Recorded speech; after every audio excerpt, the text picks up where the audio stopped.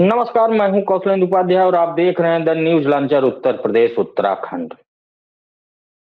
वक्फ संशोधन बिल तो लोकसभा राज्यसभा से पास होते हुए राष्ट्रपति पास गया, वहां भी गजट हो गया। लेकिन भारतीय जनता पार्टी के जो सहयोगी दल हैं, उनकी परेशानी इस बिल ने बढ़ा दी है। क्योंकि जो सहयोगी दल हैं, उनके साथ अल्पसंख्यक प्रकोष्ठ में कई नेता हैं जो मुस्लिम समाज से आते हैं, और वो चाह रहे थे कि भाई इस बिल का विरोध करें जो सहयोगी दल है।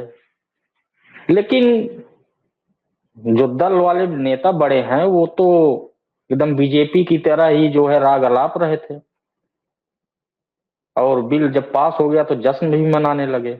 उसके पहले भी बयानबाजी दे रहे थे, और उस बयानबाजी से ही अल्पसंख्यक नेताओं के मन में खटास बैठ गई थी कि भले हम इस पार्टी में हैं, लेकिन पार्टी के जो मुखिया हैं वो हम लोगों के बारे में सोच नहीं रहे हैं। अब जब बिल पास हो गया तो भाई जो विपक्ष में जो विरोध करने वाली पार्टी थी वो तो विरोध कर ही रही है, आज भी कर रही है, और कह रही है कि अंत तक लड़ाई लड़ेंगे इसके लिए।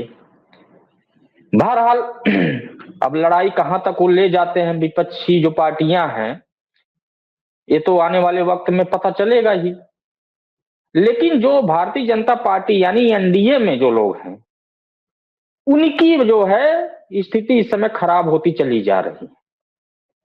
सामने उत्तर प्रदेश में जिला पंचायत चुनाव भी है, और चुनाव के बाद फिर विधानसभा चुनाव है, तो परेशानी तो बढ़ेगी ही। और ये परेशानी जब बढ़ेगी तो भाई चुनाव में इसका तो भुगतान करना ही पड़ेगा। ताजा मामला आपको बताएं कि आप सबने सुना होगा कि बिहार में नीतीश की पार्टी के अल्पसंख्यक नेता ने रिजाइन दे दिया पार्टी की सदस्यता से। चुनाव भी लड़े थे, लेकिन चुनाव हार गए तो उनको जिला प्रवक्ता बनाए थे। लेकिन उसके बाद वो जब देखे कि नीतीश बाबू हाँ में हाँ मिला रहे हैं जो वक्फ संशोधन बिल के लिए, तो इसलिए उन्होंने किनारा कट लिया। अब मामला उत्तर प्रदेश में आप देख लीजिए, आरएलडी में भी वही हाल चल रहा है कि वहां भी एक मुस्लिम नेता है, वो बहुत जल्द पार्टी से किनारा कसने वाले हैं कि हम साथ नहीं रहेंगे। भाई इन्होंने वक्फ संशोधन बिल में समर्थन दिया है पार्टी बीजेपी को, इसलिए बिल पास हो गया, विरोध में होते तो पास ना होता। और वहीं जिनके लोकसभा में कोई सदस्य भी नहीं है, न राज्यसभा में सदस्य हैं, हाँ उत्तर प्रदेश में कोई एनडीए में यूपी सरकार में शामिल है। हालांकि 2022 में वो समाजवादी पार्टी के साथ थे, लेकिन जब सरकार नहीं बनी तो वहां से भी किनारा कसे और फिर सरकार में धीरे शामिल हो गए और कैबिनेट मंत्री का पद भी ले लिया। और सूचना यह है कि अपने बेटे को भी कहीं न कहीं एडजस्ट करवाने वाले हैं, किसी निगम में सेट करवाने। बेटे को लोकसभा चुनाव लड़ाए थे 24 में, लेकिन जीत नहीं मिली। वो कौन नेता है? ओम प्रकाश राजभर, ओपी राजभर, सुहेल देव समाज पार्टी के नेता, उन्हीं की पार्टी है। और भाई इस समय एनडीए गठबंधन में शामिल हो गए हैं। तो जब वक्फ संशोधन बिल को लेकर चर्चा चल रही थी, जब जेपीसी का गठन हुआ था, तभी से वो बयान दे रहे थे वक्फ को लेके। तमाम जो मामले आए, चाहे वो संभल का मामला हो या लखनऊ की इमामबाड़े का मामला हो, हर जगह वो बयान दे रहे थे, पूरा बीजेपी की तरह बोल रहे थे।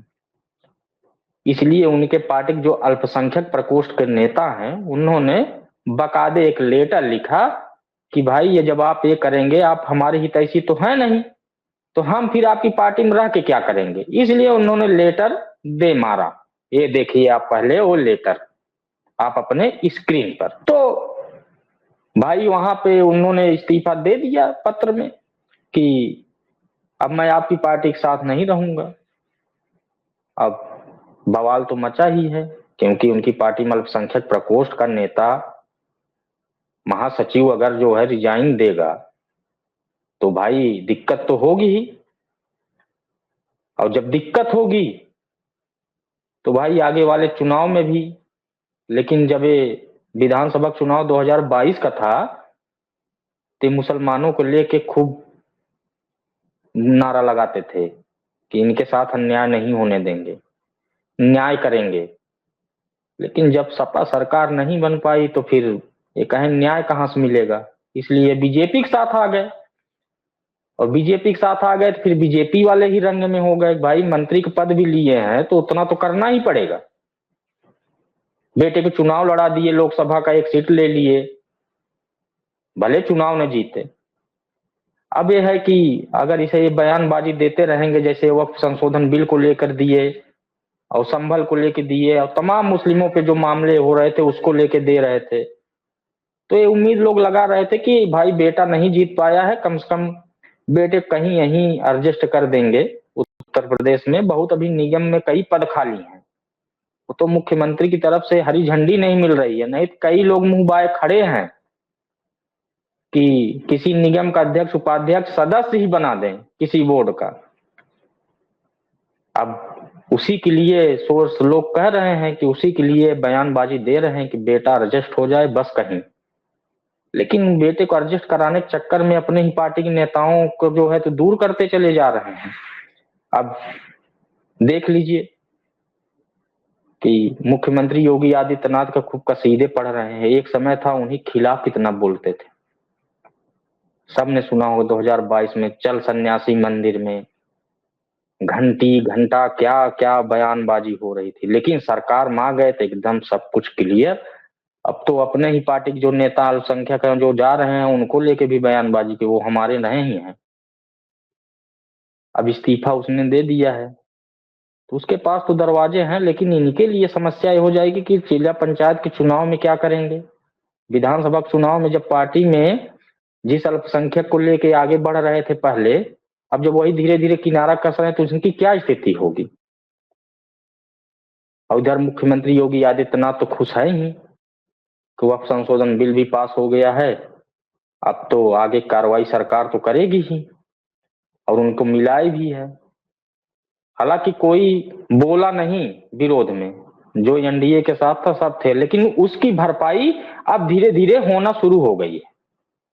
और अभी कहां तक जाएगी ये कुछ अभी और छोर नहीं है इसका कि कौन नेता किस पार्टी में रहेगा। जैसे आरएलडी में भी बवाल मचा हुआ है, जयंत चौधरी जी वाले में, वहां भी अल्पसंख्यक नेता हैं तो वहां भी बवाल मचा है।